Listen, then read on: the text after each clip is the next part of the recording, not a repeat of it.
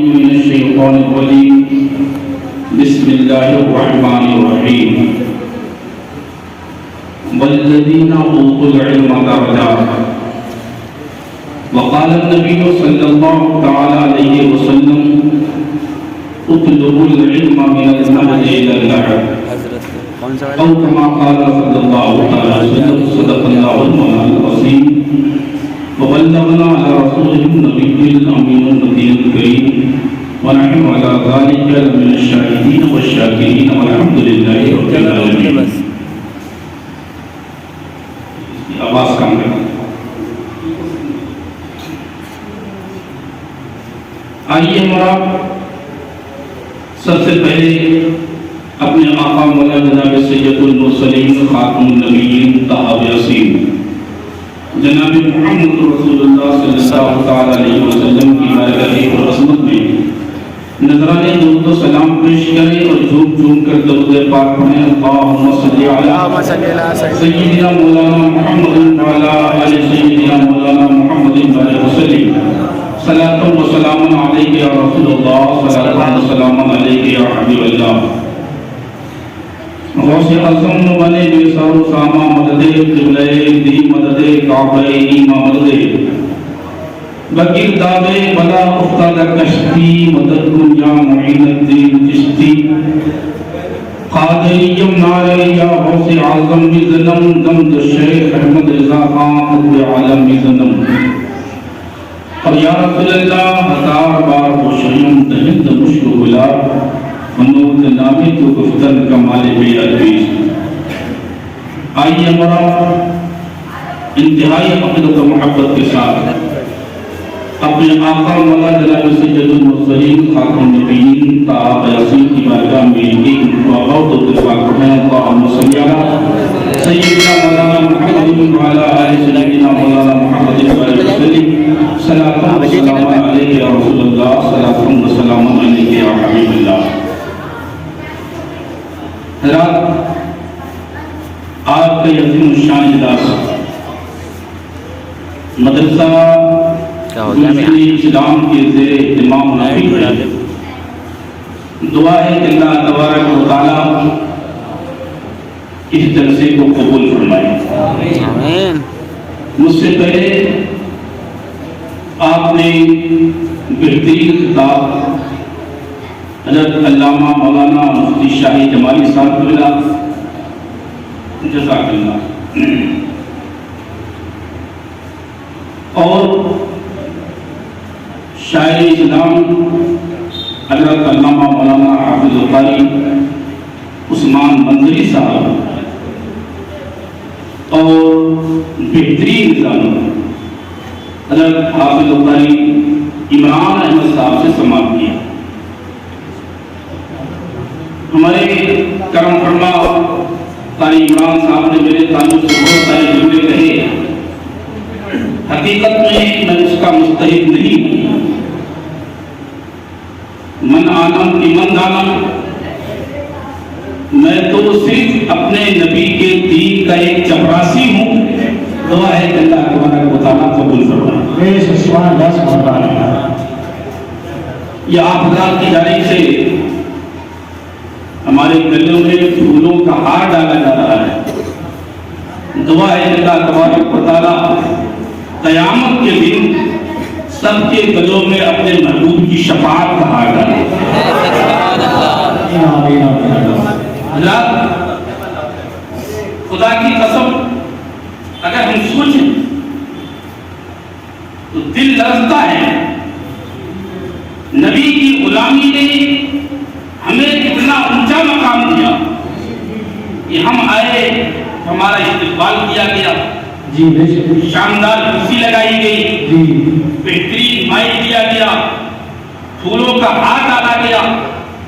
آج ہم تبلیغ کے لیے نکلتے ہیں تو ہمارے گلوں میں پھولوں کا ہار ڈالا جاتا ہے. لیکن ذرا پیچھے مڑ کر کے دیکھو، 1400 برس پہلے آمنہ کے لال احمد مختار جناب محمد رسول اللہ صلی اللہ علیہ وسلم جب مکہ المکرمہ کی سرزمین پر اپنے گھر سے تبلیغ اسلام کے لیے نکلتے تھے تو ان کے گلے میں پھولوں کا ہار نہیں ڈالا جاتا، بلکہ تاریخ میں آتا ہے کہ آپ کے قلوب مبارک میں چاچا ڈال کر کے اس زور سے کھینچا جاتا کہ آپ کی زبان اطہر باہر آ جاتی تھی اور آنکھیں ابل پڑتی تھی۔ آج ہم آتے ہیں تو ہمارے لیے نعرے رکھتے ہیں، لیکن آقائی کائنات جب مکے میں تبلیغ کے لیے نکلتے تھے تو ان کے راستے میں نعرے نہیں لگتے تھے، بلکہ سنسناتے ہوئے پتھر آتے تھے۔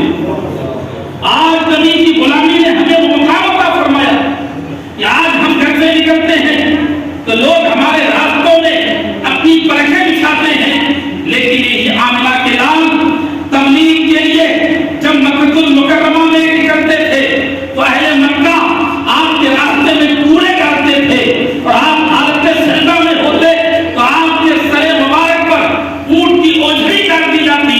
آج تو ہمارا عالم یہ ہے کہ ہماری آواز پہنچانے کے لیے شاندار مائک ہے، ہماری آواز بڑھانے کے لیے یہ مائک لگا ہے، اور ہمارا حال یہ اگر مائک نہ بولے، تھوڑی سی سیٹی دینے لگے، تھوڑی سی آواز دینے لگے، تھوڑی سی آواز کھانے لگے تو ہمارا موڈ خراب ہو جائے گا، ہم سے تقریر نہ ہو سکے گی کہ لاؤڈ اسپیکر نہیں بولتا، شاعر سے نعت نہ پڑھی جائے، مائک نہیں بولتا، ہماری آواز کیسے پہنچے گی؟ لیکن یاد رکھو مکہ المکرمہ میں جب آقائی کائنات تبلیغ کے لیے نکلتے تو آپ کی آواز سننے کے لیے اور آپ کی آواز بڑھانے کے لیے کوئی لاؤڈ اسپیکر نہیں ہوتا، بلکہ تاریخ میں آتا ہے آقائی کائنات کی آواز کو دبانے کے لیے لوگ شور بجاتے تھے اور اپنے کانوں میں انگلیاں ٹھوس لیتے تھے، اپنے کانوں میں روئیاں ٹھوس لیتے تھے، لیکن میرے آقا کبھی کبیلہ خاطر نہ ہوئے، کبھی غمگین نہ ہوئے، کبھی یہ نہ کہا کہ آج میرا موڈ خراب ہے، نہیں نہیں، بلکہ آقا زبان حال سے کہتے تھے اے اہل مکہ کب تک اپنے کانوں میں روئیاں ڈالے رہو گے، کب تک انگلیاں ٹھوسے رہو گے، کبھی تو انگلیاں نکلیں گی، کبھی تو روئی نکلے گی، محمد اپنا پیغام پیش کر دے گا، جب روئی نکالو گے محمد پیغام دے گا۔ نعرہ تکبیر، نعرہ رسالت، مسلک اعلیٰ حضرت کشمیر اسلام بندی، نعرہ تکبیر، نعرہ رسالت۔ آپ ہم سوچیں اگر ہمیں راستے میں تھوڑی سی تکلیف ہو جائے تو ہم ایک پر آ کر کے رونا ہوتے ہیں، لیکن آقائی کائنات صلی اللہ تعالیٰ علیہ وسلم کی زندگی دیکھو، آقا مکہ المکرمہ سے شہر طائف کو تبلیغ کے لیے کرتے ہیں، پکڑ گیا بیٹھ سفر اتنا کٹھن اور مشکل تھا کہ راستے میں سنگ رہتے تھے، چلچلاتی ہوئی دھوپ، تپتی ہوئی لوگ، تپتی ہوئی ریت، پہاڑوں کی کھاڑیاں، پہاڑوں کی کھاڑیاں، اور کئی دن کا سفر کر کے جب آقائی کائنات طائف کے میدان میں پہنچے تو آقائی کائنات صلی اللہ علیہ وسلم کے یہ نعرے نہیں لگے، بلکہ تاریخ میں آتا ہے اہل طائف نے صرف آپ کے پیغام کا انکار نہیں کیا، بلکہ ظالموں نے آپ کے پیچھے جنگ آواز کے جوانوں کو لگایا، اور آقائی کائنات جب طائف کی گلیوں میں چلتے تھے تو آپ کے اوپر سنسناتے ہوئے پتھر آتے تھے، آقائی کائنات کو گھیر گھیر کر کے آپ کے اوپر پتھروں کی برسات کی جاتی، یہاں تک کہ آپ کا جس میں اثر خون میں لہولہان ہو گیا۔ تاریخ میں آتا ہے ایک سنسناتا ہوا پتھر آقائی کائنات کی طرف بڑھ رہا تھا، اچانک آقائی کائنات نے اپنے رستہائے نات کو آگے بڑھایا، وہ پتھر اتنا تیز تھا کہ آپ کی انگلیوں کو چھیلتا ہوا باہر آ گیا۔ اسلام کے شہزادوں آقائی کائنات زمین پر بیٹھ جاتے ہیں، خون میں تر ہے مصطفیٰ جان اکرم صلی اللہ علیہ وسلم، لیکن ظالموں نے ترس نہ کھایا، آپ کے پاس کو پکڑا، پھر بظاہر چلنے کے لیے کہا گیا، آقا چند قدم چلتے آپ کے تنہائے ناز کی طرف سنسناتے ہوئے پتھر آتے، آپ کے جسم اطہر میں اتنے زخم نکلے، اتنے خون نکلا، اتنا لہو بہا کہ حدیث پاک میں آیا ہے کہ آپ کی جوتیاں خون میں بھر گئیں، یہاں تک کہ آقائی کائنات ایک دیوار سے ٹیک لگا کر کے بیٹھ گئے، زمین کانپ رہی تھی، آسمان ڈر رہا تھا، دھولوں کی سستیاں نکل گئی ہوں گی، فرشتوں نے بھی کہا ہوگا پروردگار اب تیرے محبوب کا صبر دیکھا نہیں جاتا، بلبل ابتدا جبریل امی بارگاہ مصطفیٰ میں نازل ہوئے، عرض کرتے ہیں یا رسول اللہ میں رب کی جانب سے اجازت لے کر کے آیا ہوں، اگر آپ اجازت دے دیں تو میں اپنی ایک انگلی سے اس تاریخ شہر کو پلٹ سکتا ہوں، آقا اجازت تو دے۔ میرے مصطفیٰ کا جواب سنو، میرے آقا نے ارشاد فرمایا تھا نہیں نہیں جبریل، میں دنیا والوں کے لیے زحمت بن کر کے نہیں، میں تو ان کے لیے رحمت بن کر کے آیا ہوں۔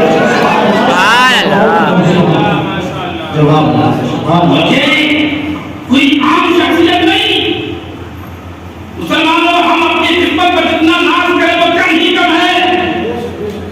ہم جس نبی کا کلمہ پڑھتے ہیں وہ صرف نبی ہی نہیں، نبیوں کے بھی نبی، امام الانبیاء، امام الرسول، جن کی شان میں علامہ ابن حجر اسقلانی بہت بڑے کے محدث ہیں، وہ لکھتے ہیں کہ اگر ترازو کے دو پلے بنائے جائیں، ایک پلے میں ساتوں زمین، ساتوں آسمان، عرش، کرسی، لوح، قلم، جنت، سارے فرشتے، سارے اولیاء، سارے کتب، سارے ابدال، سارے صحابہ، یہاں تک کہ سارے انبیاء، سارے رسولوں کو رکھا جائے اور دوسرے کمرے میں آمنہ کے لال کو رکھا جائے، احمد مختار کو رکھا جائے، تو علامہ ابن حجر فرماتے ہیں خدا کی قسم مصطفیٰ جان رحمت کا پلہ بھاری ہو جائے گا۔ جب ان کو اعلیٰ حضرت امام اس کو محبت تاجدار اہل سنت پکار اٹھے سب سے اعلیٰ و اولیٰ ہمارا نبی، سب سے اعلیٰ و اولیٰ ہمارا نبی، سب سے اعلیٰ و اولیٰ ہمارا نبی، اپنے مولا کا پیارا ہمارا نبی، دونوں عالم کا دولہا ہمارا نبی۔ اچھا ایک بات کہوں، اگر ہو سکے تو آپ بار بار آپ بھی کہیں ہمارا نبی ہمارا نبی، ہم بار بار ہمارا نبی کہیں گے، ہو سکتا ہے مصطفیٰ کو پیار آ جائے، اور اگر انہوں نے ایک مرتبہ کہہ دیا ہمارے غلام تو میرا پار ہو جائے گا۔ اعلیٰ حضرت کا دل فرماتے سب سے اعلیٰ و اولیٰ، سب سے اعلیٰ و اولیٰ، سب سے بالا و بالا، اپنے مولا کا پیارا، دونوں عالم کا دولہا، اور خلق سے اولیاء، اولیاء سے رسول، خلق سے اولیاء، اولیاء سے رسول، اور رسولوں سے اعلیٰ، اور رسولوں سے اعلیٰ، جس کی دو بوند ہیں کوثر و سلسبیل، جس کی دو بوند ہیں کوثر و سلسبیل، اے وہ رحمت کا دریا، اے وہ رحمت کا دریا، جس کے قدموں کا دھومن ہے آب حیات۔ اللہ اکبر، کیا شان ہے مصطفیٰ کے قدموں کی، ان کے قدموں کا حال یہ کہ جن کو بوسہ لینے کے لیے جبریل ترستے ہوں، ایسے آدم ترستا، جس نبی کے روضے کا عالم یہ کہ صبح کو 70,000 فرشتے اور شام کو 70,000 فرشتے سلام کرنے آتے ہیں، اور حدیث پاک میں آیا ہے کہ جو فرشتہ ایک مرتبہ آ جائے گا قیامت تک اس کا نمبر نہیں آئے گا۔ وہ قدم مصطفیٰ اعلیٰ حضرت فرماتے ہیں جس کے قدموں کا دھوبن ہے آب حیات، جس کے قدموں کا دھوبن ہے آب حیات، اے وہ جانے مسیحا، اے وہ جانے مسیحا، اور فرماتے غمزدوں کو رضا مستدیجے کی ہے، غمزدوں کو رضا مستدیجے کی ہے، بے کسوں کا سہارا، سب سے اعلیٰ و اولیٰ، وہ پیغمبر جس کا چہرہ اعلیٰ حضرت کے تصور میں آیا تو فرماتے ہیں سرور کہوں کی مالک و مولا کہوں تجھے، سرور کہوں کی مالک و مولا کہوں تجھے، باغ خلیل کا گلے زیبا کہوں تجھے، باغ خلیل کا گلے زیبا کہوں تجھے، تیرے تو وصف عین تناہی سے ہے بلی، حیران ہوں میرے شاعر میں کیا کیا کہوں تجھے، اور سنے انداز کہہ جائے گی سب ان کے ثنا خار کی خاموشی، کہہ جائے گی سب ان کے ثنا خار کی خاموشی، چپ ہو رہا ہے کہہ کے میں کیا کیا کہوں تجھے، لیکن رضا نے ختم سخن اس میں کر دیا، لیکن رضا نے ختم سخن اس میں کر دیا، خالق کا بندہ خلق کا آقا کہوں تجھے، خالق کا بندہ خلق کا آقا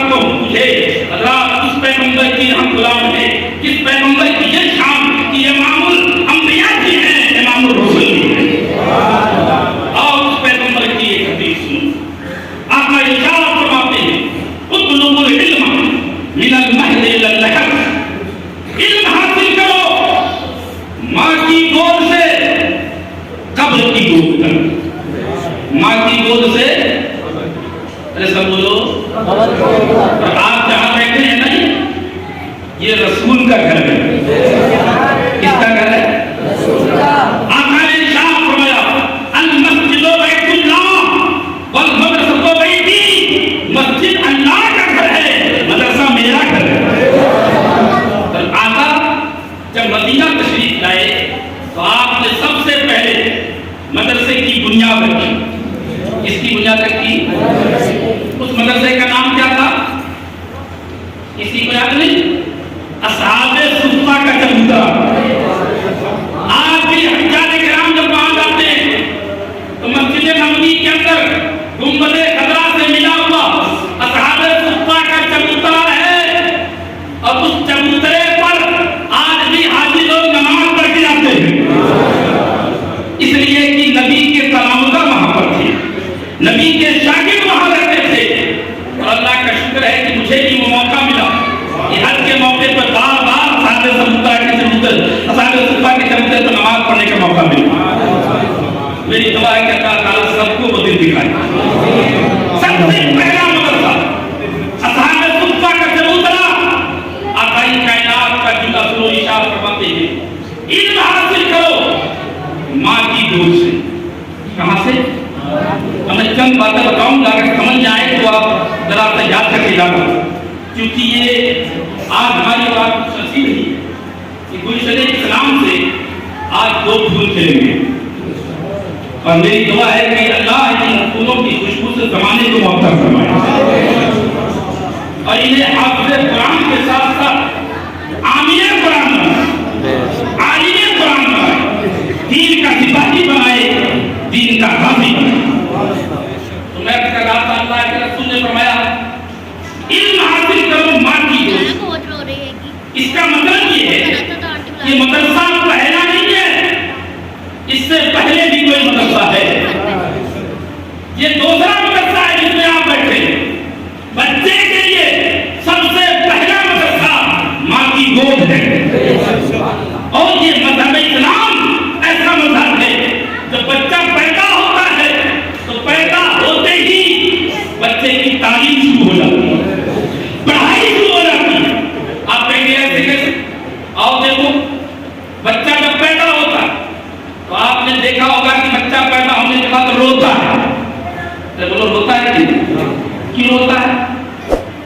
کیا آپ نے کبھی غور کیا کیوں روتا ہے بچہ؟ آج پیدا ہوا، جب تک تاریکی میں تھا، اندھیری کوٹری میں تھا، ماں کے شکم میں تھا، سکون میں تھا، لیکن جب کھلی فضا میں آیا، دنیا میں آیا، روشنی میں آیا، آکسیجن لینے لگا، اب روتا ہے. آخر اس میں حکمت کیا ہے؟ علماء لکھتے ہیں اس کی حکمت یہ ہے کہ بچہ جب پیدا ہوتا ہے، اور سنیے، بچہ جب پیدا ہوتا ہے فطرت یہ ہے کہ وہ سر کے بل پیدا ہوتا ہے، سر کے بل زمین کی طرف آتا ہے. جب وہ سر کے بل زمین کی طرف آتا ہے تو اس کے سجدے کی حالت ہوتی ہے، گویا کہ وہ زبان حال سے سجدہ کرتا ہے. اور جب وہ سجدہ کرتا ہے شیطان کی دل میں درد اٹھتا ہے، وہ دوڑا ہوا آتا ہے اور بچے کے پیٹ میں گونجے مارتا ہے، جس کی تکلیف سے بچہ رو پڑتا ہے. گویا کہ جب ہم پیدا ہوئے تو ہمیں سجدے کا طریقہ بتایا گیا. اور پیدا ہونے کے بعد آپ سوچ کے بتاؤ، آپ نے کوئی ایسا بچہ دیکھا ہے جو پیدا ہونے کے بعد فوراً دوڑنے لگے؟ ارے بولو، کھڑا ہو جائے، بھاگنے لگے؟ آپ نے نہیں دیکھا؟ ہم نے بہت دیکھا. مرغی کا بچہ پیدا ہوتا کھڑا ہو جاتا، بکری کا بچہ پیدا ہوتا کھڑا ہو جاتا. لیکن اب کوشچن ہے، انسان کا بچہ ڈائریکٹ نہیں کھڑا ہوتا.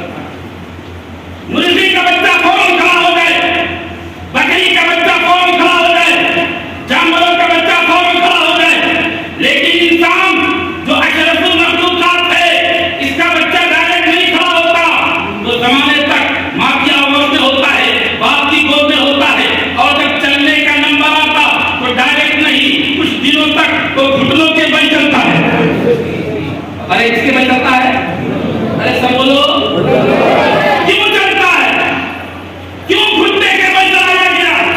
جانور کو ڈائریکٹ کھڑا کیا گیا، اور انسان اشرف المخلوقات اسے ڈائریکٹ نہیں گھٹنے کا بل چلایا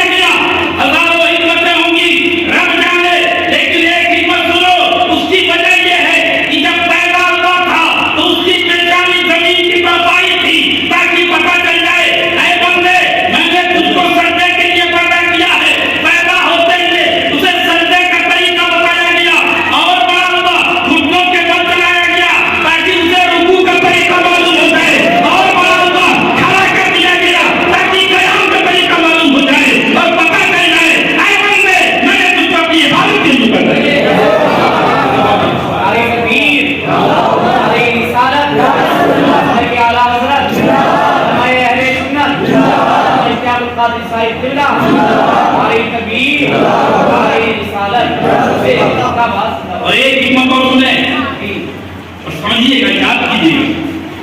بچہ پیدا ہو گیا اور سب سے پہلا حکم آتا ہے نبی کا. فرمایا اس کے کان میں اذان دو. کیا فرمایا؟ ارے پڑھتے ہی پڑھتے کیا کرو کان میں؟ دائیں کان میں اذان پڑھے، بائیں کان میں اقامت کرے. یہ حکم آیا ہمیں تسلیم، میرے پیغمبر کا حکم ہے ذرا پر. لیکن یہاں میرا ایک کوشچن ہے، میرا ایک سوال یہ ہے کہ آپ سوچ کے بتائیں وہ بچہ جو ابھی پیدا ہو، ابھی دنیا میں آیا ہے، چھوٹا سا بچہ 1 گھنٹے کا 2 گھنٹے کا، آپ اس کے کان میں اذان پڑھیں تو آپ کی اذان کو یاد کر لے گا؟ ارے بولو، کر پائے گا؟ نہیں کر پائے گا. سمجھ جائے گا؟ نہیں سمجھ سکتا. کسی کو سنا پڑے گا؟ نہیں سنا سکتا. تو اب سوال یہ ہے کہ نہ وہ یاد کر سکتا ہے، نہ کسی کا معنی سمجھ سکتا ہے، نہ سنا سکتا ہے، تو پھر فائدہ کیا ہے؟ کیا فائدہ ہوگا؟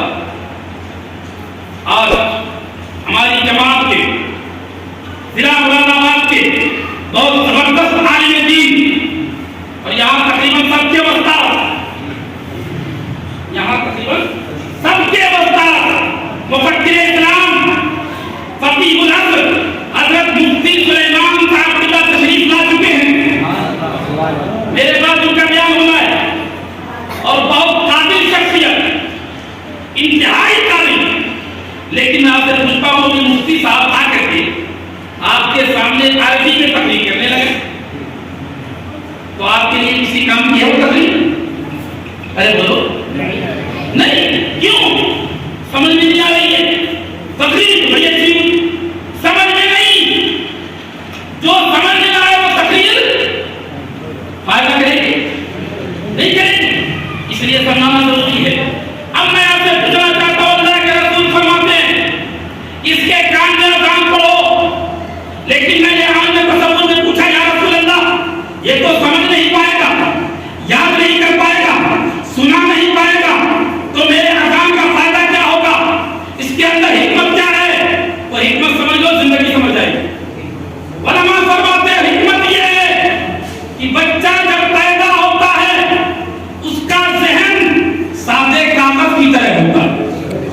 کیسا ہوتا ہے؟ کوئے کاغذ کی طرح، سادے کاغذ کی طرح. اور اس کے کان سے جو بات ٹکراتی ہے اس کے ذہن پر لکھ دی جاتی ہے. اس کے کان سے جو پہلی بات ٹکرائے گی اس کے ذہن پر، سب بولے ذہن پر. میری طرف دیکھا، یہ تذکرہ ہے مدرسہ ہے، اسے پڑھاؤں گا، یاد کرنا ہوگا. کیا لکھا ہے؟ جو بات کان سے ٹکرائے گی اس کے ذہن پر، اور جو فرسٹ میں لکھی جائے گی وہ بات کبھی مٹے گی نہیں، وہ نقشے کا حجر ہوتا ہے. اسی لیے میرے آقا چاہتے ہیں یہ میرا غلام پیدا ہوا ہے، میرا عاشق پیدا ہوا ہے، میرا وفادار آیا ہے، اس کے کان میں سب سے پہلے اذان پڑھو تاکہ اس کے ذہن پر خدا کی وحدانیت لکھی جائے، رسول کی رسالت لکھی جائے، تاکہ بچہ جب تک زندہ رہے خدا کے نام پہ زندہ رہے، رسول کے نام پہ زندہ رہے. معلوم ہوا بچہ سمجھے یا نہ سمجھے، لیکن اس کے کان سے جو بات ٹکرائے گی ذہن پر لکھتے جائے گی. بولو ذہن پر لکھتے جائے گی. سمجھے یا نہ؟ جو کان سے ٹکرائے گی وہ بات ذہن میں لکھی جائے گی. اب اگر اذان پڑھو گے تو اذان لکھی جائے گی، تکبیر پڑھو گے تو تکبیر لکھی جائے گی، اور اس کے سامنے گانا گاؤ گے تو ارے سب بولو، گالیاں بکو گے تو گالیاں لکھی جائیں گی، مغلظات بکو گے تو مغلظات لکھی جائیں گی، اور خرافات بکو گے تو خرافات لکھی جائے گی. اور یہ بات سمجھنا، یعنی بچہ کو نہ سمجھے، ابھی کیا سمجھے کیا نہ سمجھے، اس کے کان سے جو بات ٹکرائے گی اس کے ذہن پر لکھ دی جائے گی. اب ذرا ہم اپنے حالات کا جائزہ لیں. ہمارے گھروں میں ہوتا کیا؟ ہمارے گھروں میں تو ہوتا یہ ہے کہ اگر بیٹا پیدا ہوا تو پورا گھر خوش ہوتا ہے. باپ بھی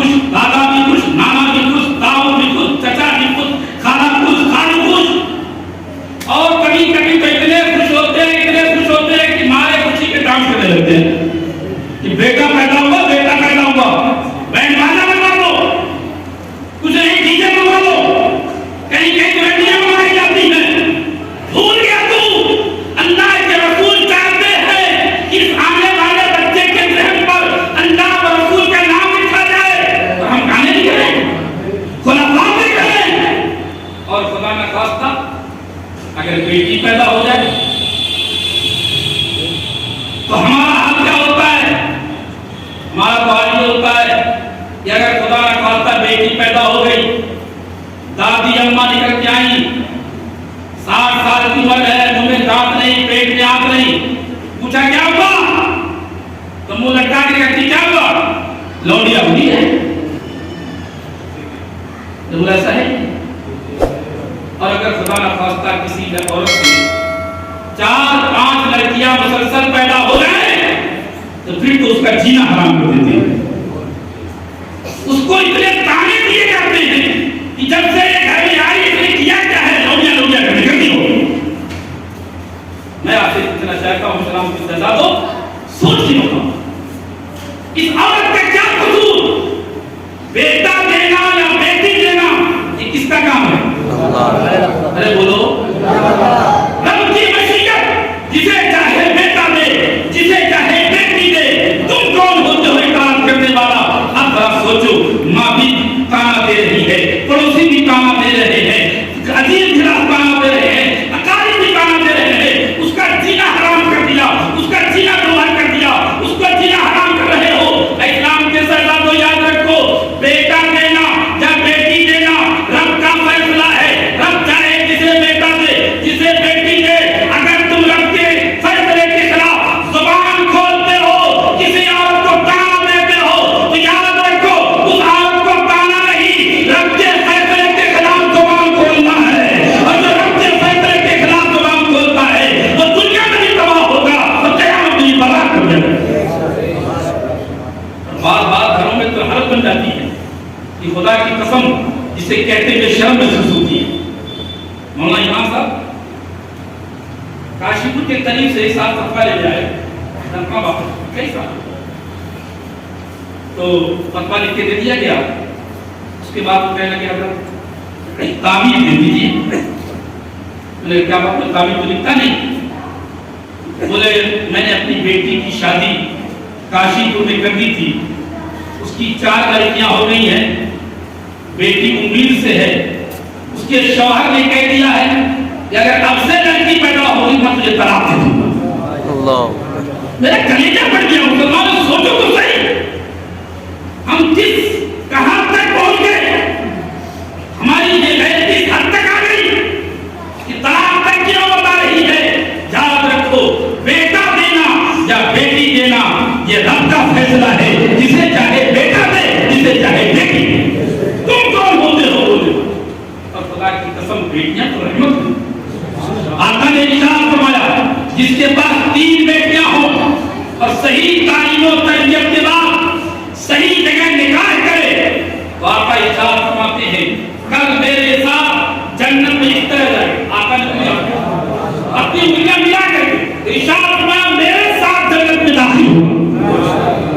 یہ بیٹیاں جس گھر میں ہوتی ہیں اس گھر میں رحمت کے فرشتے آیا کرتے ہیں، اس گھر کی زیارت کے لیے اللہ کے فرشتے آیا کرتے ہیں۔ لیکن سماج ہم لوگوں نے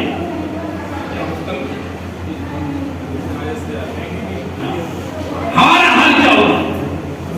اللہ اپنے آپ کو سنبھالے، بیٹیوں کو کبھی منحوس نہ سمجھے۔ میرے آقا صلی اللہ علیہ وسلم اپنی بیٹی خاتون جنت حضرت فاطمہ الزہرا رضی اللہ تعالیٰ عنہا کو جب بھی پکارتے تو جانے محمد کہہ کر کے پکارا کرتے، جانے محمد کہتے۔ آج ہم اپنی بیٹیوں کو منحوس سمجھ رہے ہیں، ان کے اوپر جملے کس رہے ہیں۔ اسلام کی سرور عرض کر رہا جب پیدا ہوئے تعلیم شروع، اور علماء فرماتے ہیں جب بچہ بولنے لگے تو سب سے پہلے اسے لفظ اللہ سکھاؤ۔ کیا سکھاؤ؟ سب کیا سکھاؤ؟ اللہ۔ لیکن آج تو اس کو بھول گئے، آپ سکھاتے ٹاٹا، پاپا، ڈیڈی، اس کا نام ہونا بیٹا یہ تھا۔ بچے کی زبان کھلتی تو رب کے نام پر کھلتی، مصطفیٰ کے نام پر۔ اپنے بچوں کی صحیح تعلیم و تربیت کریں، اور جب بولنے لگے تو سب سے پہلے اسے قرآن کی تعلیم۔ اللہ کے رسول صلی اللہ علیہ وسلم نے فرمایا 3 حقوق بڑے جو ہر والدین پر لازم ہے وہ حقوق بیٹوں کے، بیٹیوں کے اولاد کے حقوق. نمبر 1 صحیح نام رکھنا. کیا رکھنا؟ آج کل تو نام بھی ایسے الٹے سیدھے رکھے جاتے ہیں، اللہ یہ صحیح کرے، پتہ ہی نہیں چلتا اس کا معنی کیا ہے، اس کی میننگ کیا ہے، اس کا ترجمہ کیا ہے. کہاں سے دیکھ کے لائیں گے، پھر آپ پریشان کریں گے مولانا یا صاحب بتائے کا نام کیا ہے، اس کا مطلب کیا. یاد رکھیں نام اگر غلط ہوتا ہے اس کا نام کی کا اثر اس بچے کی زندگی پر بھی پڑتا ہے، اس بچے کی زندگی پر پڑتا ہے. اس لیے بہترین نام رکھے. لڑکا ہو تو نبی کے نام پہ نام رکھو، صحابہ کے نام پہ نام رکھو. بیٹیاں ہو نبی کے ازواج مطہرات کے نام پہ نام رکھے، آپ کی برات مقدسہ کے نام پہ نام رکھے، کسی صحابی کا نام رکھے، یہ اس کا فیض ملتا ہے، اثر ملتا ہے. اور دوسرا ہے قرآن کی تعلیم. قرآن کی ارے سب بولو قرآن کی، یہ سب سے پہلے ضروری ہے قرآن کی تعلیم. لیکن آج ہم لوگوں کا حال الٹا ہے. آج تو ہم قاری صاحب کے پاس لائیں گے، قاری صاحب یہ منتشری میں جاتا ہے، اسکول میں جاتا ہے، یہ قرآن پڑھنا چاہ رہا ہے، ذرا اوور ٹائم میں پڑھا دیو، فالتو ٹائم. ذرا ہم سوچیں قرآن کے لیے فالتو ٹائم، قرآن کے لیے اوور ٹائم. میں دنیاوی تعلیم کا مخالف نہیں ہوں، میں چاہتا ہوں کہ ہمارا بچہ دنیا کی تعلیم حاصل کرے. ہمارا بیٹا ہمارا بچہ آج ہر منصب پر ہو، ہر پوسٹ پر ہو، اپنے بیٹے کو ڈاکٹر بناؤ، انجینئر بناؤ، پروفیسر بناؤ، آئی ایس بناؤ، پی سی ایس بناؤ، اپنے بچے کو دنیا کے ہر پوسٹ پہ پہنچاؤ. لیکن ایک گزارش ہے، اپنے بیٹے کو ڈاکٹر بعد میں بنانا، قرآن پہلے پڑھا دینا. انجینئر بعد میں بنانا، قرآن پہلے پڑھا دینا. پروفیسر بعد میں بنانا، قرآن پہلے پڑھا دینا. آئی ایس آفیسر بعد میں بنانا، قرآن پہلے پڑھا دینا. تاکہ تمہارا بیٹا ڈاکٹر بعد میں بنے، مسلمان پہلے ہو. انجینئر بعد میں بنے، مسلمان پہلے ہو. آئی ایس آفیسر بعد میں بنے، مسلمان پہلے ہو. لیکن آج ہم لوگوں کا حال یہ ہے کہ دنیاوی تعلیم پہ تو خوب خرچ کرتے ہیں، لیکن جہاں دینی تعلیم پہ خرچ کرنے کا نمبر آیا تو ہم حساب لگا لیں. اگر کسی ماں کے 4 بیٹے ہیں تو ان میں جو سب سے صحیح بچہ ہوگا، جو ہوشیار ہوگا، مائنڈڈ ہوگا، اس کو منتشری میں، اسکولوں میں، کالجوں میں. اور اگر ان میں سے کوئی بچہ ڈھلا ہو، آنکھ مر جائے، وکلانگ ہو جائے، تو اس کا ہاتھ پکڑ کے لائیں گے، مولانا الیاس صاحب تو اسے ہاتھ پکڑ لاؤ. یہ مثال بن گیا. حقیقت ہے اب وہ لوگ کام کرتے ہیں. مولانا عثمان صاحب پہلے جیسے عالم پیدا نہیں ہوتے، پہلے جیسے عالم پیدا نہیں ہوتے. میں کہتا ہوں پہلے جیسے عالم آج بھی پیدا ہو سکتے ہیں. تم جب مٹیریل ہی خراب ملے گا تمہارا کیسا تیار ہوگا؟ مٹیریل تو صحیح ہو. ہماری پنچایت کہاں عجیب بات ہے. وہی ماں اگر 3 بیٹے اس کے اسکول میں جا رہے ہیں تو صبح نہلائے گی، دھلائے گی، نیا ڈریس پہنائے گی، ٹائی لگائے گی، جوتا، موزہ، بستہ، اسکول کے لیے گاڑی آئے گی، رکشہ آئے گا. لیکن اگر وہ مدرسے جا رہا ہے تو اس کی رینٹ نکل رہی ہوگی، کپڑے پھٹے ہوں گے، کتاب کا ورقہ ثابت نہیں ہوگا، کوئی بستہ ہی نہیں ملے گا اسے. اب کہہ رہے صاحب یہ کیوں نہیں بن رہا ہے؟ ہم سوچیں وہی ماں 2 بیٹوں کو اسکول بھیج رہی ہے تو نہلا رہی ہے، اور جب مدرسے میں بھیج رہی ہے، مسجد میں بھیج رہی ہے، جا لے کے جا. اس کے پاس بستہ ہی نہیں، کتنی پھٹی ہوئی کتنی ہوگی، اور کتاب اڑی ہوئی ہوگی، اس کے لیے سلامت کتاب بھی نہیں. اور اگر کبھی قاری صاحب نے کہہ دیا کہ جو دستار بندی آنے والی ہے 50 روپے لے کے ہو تو لفظ لے کے آ جائے گا. قاری صاحب تمہیں کوئی کام ہی نہیں، جب دیکھو پیسے ہی مانگتے رہتے ہو. وہ ایسا ہو رہا ہے. وہ 1000 روپے 1200 روپے مہینے میں کوئی پریشانی نہیں، اور انہوں نے اگر مہینے میں، سال میں، 6 مہینے میں کما لیا. ارے ماں صاحب تمہارا کام یہی ہے اور کوئی کام ہی نہیں. قرآن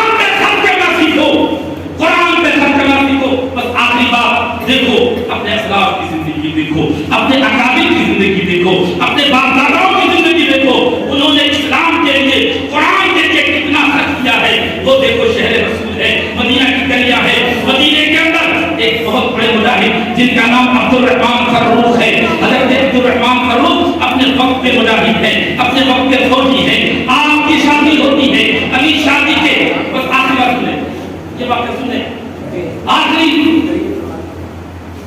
شادی ہوتی ہے، ابھی شادی کے چند مہینے ہیں ہوئے تھے کہ آپ کی بیوی 19 سے ہو گئی، لیکن ایک دن اتفاق سے مدینے کے اندر اعلان ہوتا ہے، اے لوگوں چلو جہاد کے لیے، چلو اسلام کے تحفظ کے لیے، چلو اسلام کی حفاظت کے لیے. چنانچہ تیاریاں شروع ہو گئی، لوگ تیاریاں کر رہے تھے.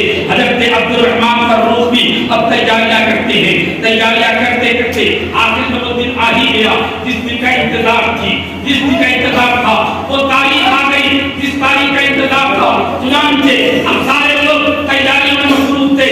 حضرت عبد الرحمن فروخ اپنے فوجی لباس کو پہن کر کے اپنے گھر میں داخل ہوئے اور اپنی وفادار بیوی کو دیکھا اور ارشاد فرمایا، اے میری رفیق حیات، اب میں جہاد کے لیے جا رہا ہوں، کچھ پتہ نہیں واپس آؤں گا کہ نہیں آؤں گا. یہ دیکھو 30,000 اشرفیاں ہیں، ان کی حفاظت کرنا، اور اگر میں شہید ہو گیا تو اپنے اوپر خط کر لینا، اگر واپس آیا تو میں دیکھ لوں گا. تاریخ میں آتا ہے 30,000 اشرفیاں رکھ کر کے حضرت عبد الرحمن فروخ جیسے اپنی بیوی کو الوداعی سلام کرتے ہیں، بیوی کی آنکھیں ٹپٹپا گئی، آپ کی آنکھیں چھلک گئی، سسکیاں نکلی، آنکھوں سے آنسوؤں کا سیلاب نکلا. شوہر نے اٹھ کر کے دیکھا، وفادار بیوی کی آنکھوں میں آنسوؤں کا سیلاب تھا. آپ نے پوچھا، اے میری رفیق حیات، کیا تجھے میرا جہاد میں جانا پسند نہیں ہے؟ تو ایک وفادار بیوی کا جملہ سنو، ارشاد فرماتی ہے، نہیں میرے سرکار، خدا کی قسم میری آنکھوں میں جو آنسو ہے یہ غم کے آنسو نہیں، یہ تو خوشی کے آنسو ہے، اس لیے کہ میں اپنی قسمت پہ ناز کر رہی ہوں. آپ جہاد میں جا رہے ہیں، اگر جا کے شہید ہو گئے تو قیامت کے دن شہید کی بیوہ کہہ کر کے پکاری جاؤں گی، واپس آ گئے تو غازی کی بیوی کہلاؤں گی. تاریخ میں آتا ہے کہ حضرت عبد الرحمن فروخ چلے،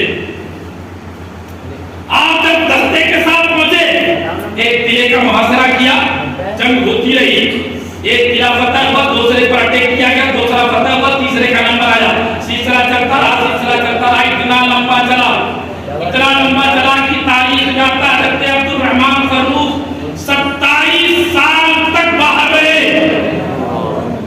گھر کی طرف آنے کا اتفاق نہ ہوا. 27 سال رسول سے عمل رہے.